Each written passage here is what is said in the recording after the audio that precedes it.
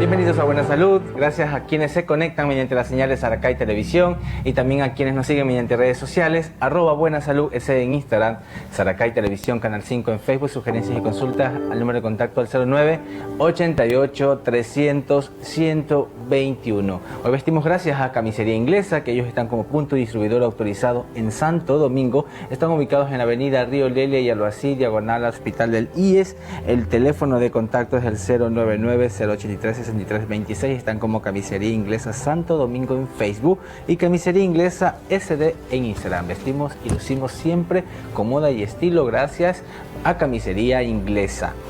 En Buena Salud nos visita hoy la licenciada Andrea Aguilar, viene de FIRSA y el tema que vamos a tratar en esta mañana es ejercicios terapéuticos para hernias discales. Bienvenida, mi querida Andreita, gracias por estar con nosotros en Buena Salud. Muy buenos días, Gabriel, muy buenos días, público televidente. Pues yo muy feliz de compartir con ustedes el día de hoy, pues informando a la comunidad sobre temas de salud, que es muy importante. Es muy importante y sobre todo que la fisioterapia siempre viene de la mano para muchos tratamientos, que es importante porque no todas las personas a veces optan por la fisioterapia, sino que lo empírico, que el sobador, pero a veces hay que saber el por qué y a veces cuándo hay que hacerlo. ¿Qué son estas hernias, mi querida Andrea? Ya, las hernias, primero tenemos que saber qué es la hernia discal. La hernia discal es un proceso o una condición que presenta el disco intervertebral, que es una estructura que se encuentra entre vértebra y vértebra, que sirve para amortiguar y para dar flexibilidad y movimiento a la columna. Este disco intervertebral sufre un proceso degenerativo a medida que pasa el tiempo, y este proceso degenerativo hace que las fibras que hay en este disco se rompan y el núcleo pulposo del mismo, que está contenido por agua, se protruya o se hernia, como dice la palabra, y de esta manera pues existen ciertas condiciones en el paciente que limitan a su condición de salud. Es importante saber que más del 68% de la población mundial presenta hernias discales, pero no quiere decir que el 68% de la población presente sintomatología de una hernia. Perfecto. Esta sintomatología que a veces no la presentan las personas es muy notorio porque a veces, por eso es que a veces ya van cuando hay una patología, cuando ya se convierte como en algo crónico. Para nosotros evitar que existan este tipo de situaciones, o si es que ya han sido diagnosticadas a tiempo, ¿qué deben hacer las personas cuando ya tienen tal vez un diagnóstico previo? Ya, bueno, existen algunos tipos de hernia. Nosotros lo que queremos dar a conocer con esta entrevista es que un paciente tenga una hernia discal no significa que tenga una patología como tal. Por eso a la hernia se la divide en ciertos grados. Existen las hernias anteriores y las hernias posteriores que generalmente no presentan sintomatología. Están ahí, existe la protrusión, pero no existe la sintomatología como el dolor, el amortiguamiento como tal.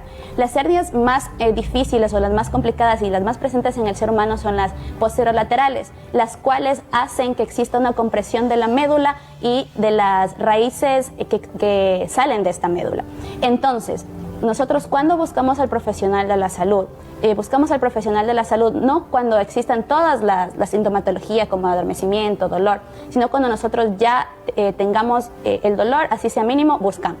De ahí, nosotros primero para determinar si esta hernia es muy fuerte o es patológica, debemos realizar algunas pruebas. No debemos irnos de cajón a las pruebas de imagen, sino una evaluación física como tal, que ahí viene el fisioterapeuta a realizarla y determinar si esta hernia es lo suficientemente grave como para tal vez mandarla a quirófano o determinar el tipo de tratamiento que necesita. Dentro de esta valoración física que acabas de comentar, ¿cómo es la valoración? ¿Cómo ustedes preparan al paciente o ven o hacen esa entrevista paciente a fisioterapeuta para que ustedes hagan ese tipo de evaluaciones? Ya, bueno, lo primero es la exploración física, ¿ya? La exploración física nos va a determinar si es que esta hernia tiene condiciones neurológicas, o sea, hay una compresión de la raíz nerviosa, o si es una hernia, nomás que existe una protrusión sin causar una patología de tipo neurológico. Entonces, una de las primeras cosas que nosotros debemos hacer es realizar una anamnesis, o sea, preguntarle al paciente, primero, el dolor, que es lo primerito por lo cual una persona acude al fisioterapeuta, exacto, o generalmente al profesional de la salud. Entonces, el dolor en la escala de EVA, que es con la cual nosotros medimos el dolor en el paciente, que es del 1 al 10, lo graduamos al dolor, preguntarle del 1 al 10 qué tanto le duele, a la palpación, al movimiento y al reposo. Después seguimos con la evaluación de los reflejos osteotendinosos. Si es que un reflejo se ve suprimido o se ve disminuido, pues vamos anotando. También la pérdida de la sensibilidad, ya sea en la parte de la espalda, en la parte de los miembros y en qué parte del miembro se ve afectada, porque dependiendo también la parte, sabemos qué raíz nerviosa se encuentra comprimida. También la pérdida de la fuerza muscular, que eso determina si hay un compromiso neurológico. Entonces, dependiendo de la evaluación de la anamnesis, procedemos también a unos test o a unas pruebas, que la más común es el test de la SEGE. Entonces, ¿qué hacemos en este test de la SEGE? Le pedimos al paciente que se coloque de cúbito supino y realice una flexión de cadera. Si la flexión... Cúbito supino es hacia arriba. Boca arriba, boca exactamente. Arriba, como le llaman boca arriba. Exactamente. Okay. Entonces colocamos, este es uno de los test más importantes porque aquí vamos a determinar si hay compromiso radicular, ¿ya? Entonces, o si la hernia es bastante grave. Entonces, cuando el paciente está de cúbito supino boca arriba, le pedimos que realice una flexión de cadera con la rodilla extendida. Ya, si en los primeros 35 grados el paciente presenta dolor, eso quiere decir que no existe una hernia como tal, sino que es un problema más muscular, sobre todo el del músculo piramidal, que se encuentra también en la parte de la espalda baja. Si el dolor es entre los 35 y los 70 grados de flexión de cadera, incluida una dorsiflexión del pie, entonces eso quiere decir que sí existe un compromiso radicular, que el nervio está comprimido por la hernia discal. Entonces, y aparte el paciente realiza una compensación con la cadera, determinando pues que sí hay un compromiso de tipo radicular. Y cuando ustedes ya hacen esa evaluación, allí es cuando ustedes pueden decir, ¿sabes qué? Tú tienes que ir a cirugía, o sea, van con sus recomendaciones para que el cirujano lo valore, o en este caso el traumatólogo, porque ustedes trabajan también mucho con traumatología en todo caso, y obviamente, o si es que realmente necesitan en este caso solamente la fisioterapia como tal para que la persona empiece a tomar un tratamiento. Mi querida Andreita, hablabas un poco acerca de los discos, que en esta parte a veces no existe dolor. Hay personas que a veces pueden tener ahí el problema y entre disco y disco no hay dolor.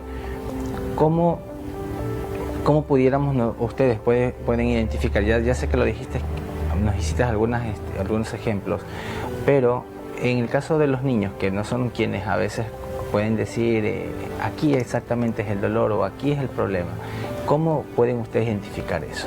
Ya, como yo les decía al principio, 7 de cada 10 personas en el mundo tienen una hernia discal, okay, ¿ya? Pero solo 3 de estas 7 presentan dolor. Entonces, ¿qué quiere decir? Que hay un gran porcentaje de la población del mundo que presenta hernia discal, pero el hecho de que un niño o un adulto o cualquier persona presente una hernia discal no es motivo de alarmarse. No es que tenga una hernia discal y pues acaba el mundo. Podemos vivir tranquilamente con una hernia discal sin que afecte a nuestra vida diaria, a nuestro trabajo y este tipo de situaciones. Entonces, no es pues necesario identificar que exista una hernia discal para alarmarnos. Entonces, nosotros, como usted me preguntaba, ¿cómo sabemos si este paciente tiene que ser remitido a cirugía? Pues en realidad casi el 95% de los pacientes que presentan este tipo de hernias, que ya son un poquito más graves, no necesitan de cirugía. Entonces, es tanto el porcentaje que no necesita de este tipo de procedimientos, que por eso es tan importante la evaluación. Obviamente, si es que existe ya pues el dolor. Si es que tiene una hernia y no existe dolor ni limitación en la funcionalidad, en el trabajo, en el deporte, no hay ningún tipo de problema. Nosotros podemos vivir con la hernia, realizar tranquilamente nuestro trabajo y no pasa nada. Si esto ya limita a nuestra funcionalidad, hay debilidad y no podemos hacer bien las cosas, pues ahí ya hay que tomar cartas sobre el asunto. Perfecto. Al regresar del corte, también saber un poco cuáles son esos limitantes, porque a veces las mantenemos y estamos ahí con el dolor o está afectando una parte del nervio, que cuando ya afectan la parte del nervio, ahí es cuando ya sentimos dolor. Vamos a ver qué es o qué hay que hacer si ya tenemos ese tipo de dolores y cuándo acudir también al fisioterapeuta. ¿Y cuáles son estos tratamientos? Estos tratamientos terapéuticos que realizan, cuántas sesiones son, cómo tienen que ir al fisioterapia y cómo también tienen que ayudarse en casa. Bueno, todo esto nos va a contestar nuestra querida fisioterapeuta al regresar después de esta pequeña pausa. Es el tema que estamos tratando en Buena Salud con nuestra licenciada Andrea Aguilar. Andrea, antes de ir a un poco más sobre esos tratamientos que ustedes realizan, ¿cuál serían los factores de riesgo que pudieran provocar o tener de estas hernias discales? Bueno, entre los factores de riesgo más frecuentes en las hernias discales, bueno, primero tenemos que tener en cuenta que la hernia discal es un proceso degenerativo y por ende, por ser un proceso degenerativo, más del 60% de las probabilidades de que una persona sufra una hernia discal es por un tema genético. Entonces, eso es lo principal y la genética pues nosotros no la podemos controlar. Pero también hay otros factores que pueden ser causales indirectos para que una persona sufra una hernia discal, como por ejemplo un traumatismo, que una persona sufre un accidente de tránsito y por eso se haga una hernia, una caída, o simplemente el hecho de levantar un peso extremadamente fuerte. No quiere decir que levantar peso sea malo, porque eso es una de las cosas que mucha gente tiene miedo o piensa que una hernia es igual a no levantar peso, no moverse, no hacer nada. No, solo que un peso sea extremadamente fuerte y la musculatura no esté apta para levantar este peso, pero todo lo contrario. Nosotros más adelante vamos a hablar cómo el ejercicio de fuerza trata las hernias discales. Otro de los factores de riesgo es el tabaquismo, el sedentarismo, no realizar actividad física, y también los hombres entre 30 y 50 años tienen una probabilidad más grande de sufrir una hernia discal. Entonces son un conjunto de cuestiones que pueden desencadenar una hernia discal, más no ser el causal principal para que se dé esta, porque como les decía anteriormente, el factor genético juega un papel muy importante. Perfecto. Hay personas que a veces decimos, tengo un dolor aquí en la zona lumbar, y ya uno puede llegar a pensar de que ese es un problema de hernias discales, o qué sucede allí, cómo uno identificar que es una cosa y es la otra. Claro, aparte de obviamente la evaluación que ya dijimos anteriormente que se realiza, como yo les decía anteriormente, puede existir dolor en la parte lumbar, en la parte inclusive de la pierna, y nosotros la podemos confundir con una ciática o una ciatalgia. Entonces, para determinar esto, aparte de la evaluación, tenemos que ver también los factores psicológicos del paciente, porque muchos problemas de dolor se causan por tensión muscular. Entonces, la tensión muscular también se da por muchos factores, y uno de los principales es el factor psicológico o el estrés. Entonces, ¿qué pasa? Muchas personas acuden al fisioterapeuta o al traumatólogo. Mire, yo tengo mucho tiempo con un dolor en la espalda baja, en la pierna, tengo ciática, tengo hernia. No. Entonces, ¿ahí qué pasa? Nosotros evaluamos, si vemos que el test de la SEGE sale negativo, eso quiere decir que no existe una hernia como tal. Entonces, ¿por qué hay dolor? ¿Por qué hay hormigueo en la pierna? Entonces, ahí vamos con la anamnesis. Usted sufre de estrés, usted sufre de ansiedad, o cuando usted se le irradia el dolor, y todas las personas, ahí nos podemos dar cuenta si es un problema de tensión. Generalmente la tensión muscular causa dolor. La tensión muscular, como atrapa el nervio, causa parestesias, causa limitación en los reflejos, en la movilidad. Entonces, no solo por un tema de hernias puede doler la espalda, también puede ser un problema psicológico, un problema de estrés, un problema de tensión, un problema de debilidad. Entonces, mediante todo esto podemos discriminar cuál es la causa y cuál sería el tratamiento, porque no va a ser el mismo el tratamiento de un dolor de espalda por hernia que un dolor de espalda por tensión muscular. Cuando una persona realiza ya el tratamiento como tal, el ejercicio terapéutico, que es parte del tratamiento, ¿cómo lo realizan ustedes? Ya, bueno, el ejercicio terapéutico es prácticamente casi todo lo más importante en cuanto al tratamiento. Obviamente va a depender muchísimo de la sintomatología y de la condición del paciente. No existe un tratamiento, en cuanto a fisioterapia en general, un tratamiento fijo para todos los pacientes que tengan hernia, o todos los pacientes que tengan tendinitis, o todos los pacientes que tengan tal patología. Todo eso va a depender de la sintomatología y de la capacidad de adaptarse al ejercicio del paciente. Entonces, ¿cuál es la finalidad del tratamiento? Lo primero es paliar el dolor, ¿ya? Una fase analgésica en la cual, mediante antiinflamatorios también o medicamentos tomados por vía oral, que también se puede utilizar como para paliar el dolor, vamos a empezar con el ejercicio, siempre tomando en cuenta que tiene que ser indoloro, ¿ya? Entonces, por ejemplo, Hay personas que chutan, me doblo o flexiono y ya me duele la espalda, entonces no puedo flexionar. No, busquemos movimientos, alternativas en las cuales el paciente no genere este rechazo a la terapia, no cause dolor y pueda aceptar el ejercicio como tal. Empezamos con estiramientos, que generalmente, como yo le mencionaba, la parte más propensa a herniarse es la parte posterolateral. Entonces empezamos con estiramientos suaves, ligeros, de la musculatura posterior de la espalda, para que esa hernia o esa compresión nerviosa que existe pues empiece a abrir y por ende aliviamos el dolor. Ejercicios isométricos suaves de la musculatura que tienen un poder analgésico también. Es muy importante, el ejercicio es igual o hasta mucho mejor que tomarse un medicamento, el efecto que puede causar en cuanto al dolor en el cuerpo. Este tipo de ejercicios que ustedes lo realizan, ¿lo pueden combinar con de pronto con algún medicamento analgésico, como lo acabaste de comentar, que tal vez no sea vía sino que tal vez sea tópico, para que vaya aliviando el dolor dependiendo de donde esté alojado en la zona? Claro, generalmente, como yo le digo, los medicamentos se utilizan ya en cuestiones súper agudas, en donde el dolor en realidad sea ya demasiado fuerte, pero generalmente es mejor realizar lo que es el ejercicio. Se puede utilizar medicamentos tópicos, también orales, o en casos muy extremos en donde el dolor ya sea bastante fuerte, inyectables. Pero en sí es preferible evitar esta cuestión del medicamento. Si nosotros podemos realizar el ejercicio terapéutico, ayudado también de un poco de terapia manual, de ser el caso, obviamente en instancias un poquito más avanzadas, porque la terapia manual invasiva en cuestiones sobre todo de hernias que son agudas, es un poquito perjudicial, puede inflamar más de lo que ya está inflamado. Entonces podemos utilizarlos como ayuda, igual que los agentes físicos, el calor, el frío, cierta aparatología.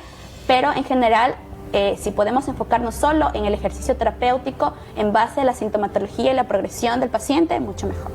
En todo caso, es importante darle énfasis a la parte de la fisioterapia. Así es. Que nosotros tengamos que tomar en cuenta que la fisioterapia siempre, ustedes tienen muchas alternativas, van siempre a buscar la mejor forma para que el paciente pueda llevar el tratamiento como tal, sin tener que de pronto acudir a estos analgésicos, acudir a medicamentos que van a ser importantes en cierto momento, pero cuando ya están con ustedes en el tratamiento como tal, ustedes son quienes encaminan y llevan esto.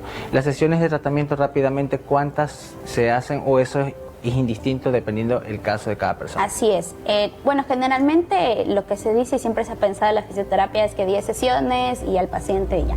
Pero va a depender, como usted dice, va a depender de la sintomatología, del grado de la hernia, de todo este conjunto de cosas. Entonces, como yo le decía, la primera fase de la rehabilitación va a ser una fase enfocada a el alivio del dolor. Hay personas que se les puede aliviar en menos tiempo y hay personas que más. Todo va a depender de la rehabilitación, de de cómo lleva el paciente también estas cuestiones fuera de casa, porque uno puede hacer la rehabilitación, pero si se le dice, verá, ahorita tiene que evitar ciertas cosas por este periodo de tiempo y el paciente no las lleva, entonces la evolución va a ser más lenta.